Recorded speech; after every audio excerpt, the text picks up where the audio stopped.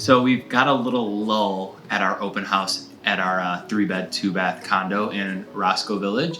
And we thought it was a good opportunity to discuss kind of what are the things you want to do before you host an open house or before your broker hosts an open house. Get everything that's non-essential out of the condo. Like when I'm out with buyers and the first thing they do is they go look at family photos because it's human nature to kind of want to understand who it is who's living there. People are nosy just kind of by nature. So really getting as much of your personal effects out of there so that someone can come in and envision their life there instead of frankly your life is super important. Set your open house so it's published to all of these sources, the Zillows, the Redfins, the Compasses of the world as soon as possible so people can plan their weekend, plan their day, or their agents have enough time to really plan it out for them. But if you're able to accomplish those 2 or 3 things, you're setting yourself up for a really good open house. And then of course, having some good weather doesn't hurt either.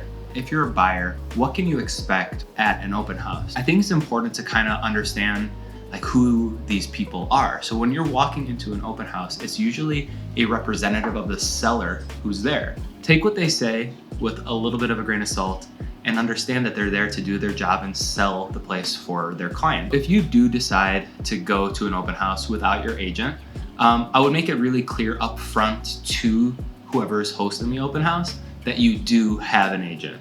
This is also not a bad opportunity. If you don't have an agent, take that as an opportunity to interview that person who's sitting at the open house to understand what it would be like to work with them.